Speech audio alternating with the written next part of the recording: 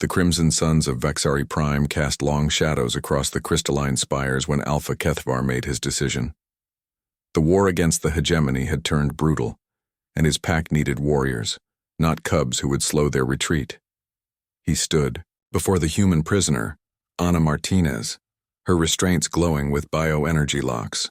Human, Kethvar growled, his lupine features twisted with desperate pragmatism. You will care for my offspring. When this war ends, I will return for them. Ana looked down at the two young Vexari cubs cowering behind their father's massive frame. Helen, barely past his naming ceremony, clutched his sister Zira with trembling claws.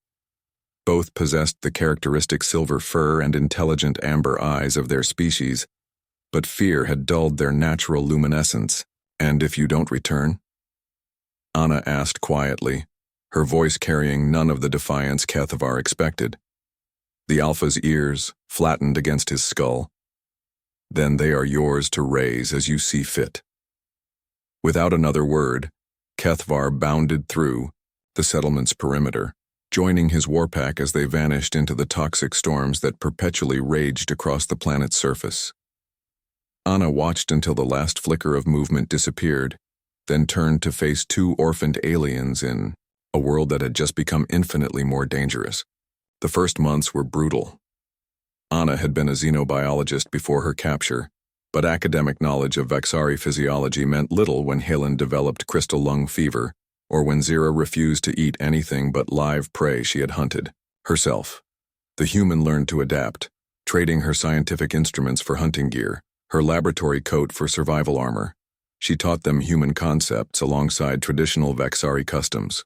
Helen learned to think strategically, combining his natural pack instincts with human military tactics Ana remembered from old Earth documentaries. Zira developed an unusual gift for technology, her claws surprisingly adept at manipulating both Vexari biocircuits and human mechanical systems. Years passed. The hegemony's occupation of Vexari Prime became entrenched, turning the once proud warrior race into laborers and slaves. Ana and her adopted cubs lived in the wasteland territories, forgotten by both sides of a war that had moved to distant star systems. When Helen reached maturity, he stood taller than his father had, his silver fur marked with distinctive human-influenced patterns that other Vaxari had never seen. Zira had grown into a brilliant engineer, capable of interfacing with technology from a dozen different species. Most importantly, both cubs had inherited something from their human guardian that pure Vaxari lacked: adaptability. The hegemony believes Vaxari are finished, Ana told them one evening as they watched enemy ships patrol the orbital stations above. They think your people are broken. They're wrong. Helen's amber eyes reflected the distant starlight. What do you propose, Ana Mother? We remind the galaxy why humans never stay conquered for long, and we show them what happens when you combine human tenacity with Vaxari strength. The revolution began small. Helen and Zira contacted scattered Vaxari settlements, sharing Ana's teachings about guerrilla warfare, technological adaptation, and psychological operations. Ana had studied Earth's history extensively, and she shared every lesson about asymmetric conflict, every strategy that had ever allowed a smaller force to triumph over a larger one. The hybrid tactics proved devastatingly effective. Vaxari raiders, trained in human methods, struck hegemony supply lines with unprecedented precision. Zira's technological innovations allowed them to hack enemy communication networks and turn captured weapons against their former owners. Most crucially, Ana taught them to think beyond traditional pack structures, creating flexible command hierarchies that could adapt to any situation. Within 5 years, the Vaxari Liberation Front had reclaimed their homeworld. Within 10, they had formed the Terran-Vaxari Alliance, combining human strategic thinking with alien biotechnology. Within 20, they commanded the most feared military force in 3 galactic sectors.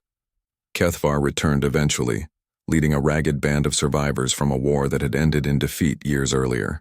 He found his homeworld transformed, ruled by his own offspring who now commanded fleets that stretched across the spiral arm. The aging Alpha approached the palace that had been built where their old settlement once stood, expecting to find his cubs grateful for rescue.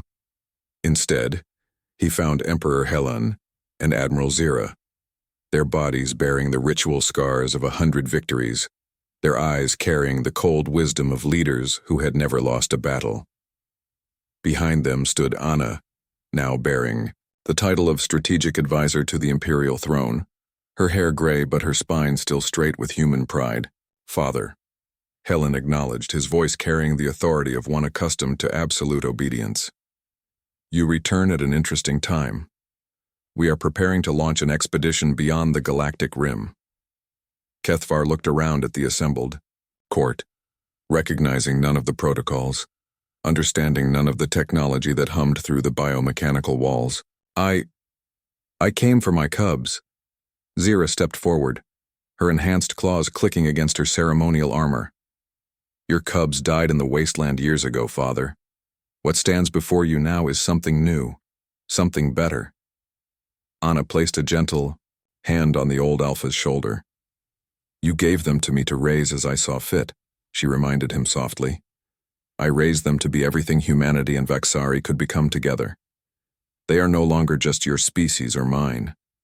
They are the future. As Kethvar was escorted to comfortable quarters where he could live out his remaining years in peace, he passed through corridors lined with holographic displays, showing the extent of the empire his abandoned cubs now ruled. Hundreds of worlds, dozens of species, all united under the banner of the hybrid philosophy that Anna had taught them. The galaxy had learned, too late, that humans never truly abandon those they choose to protect. And when you give a human cubs to raise, you should expect them to return not as cubs, but as apex predators who have inherited the best traits of both species. The Empire continued to expand, carrying Anna's lessons to every corner of known space. Adapt, survive, and never underestimate the power of choosing family over blood.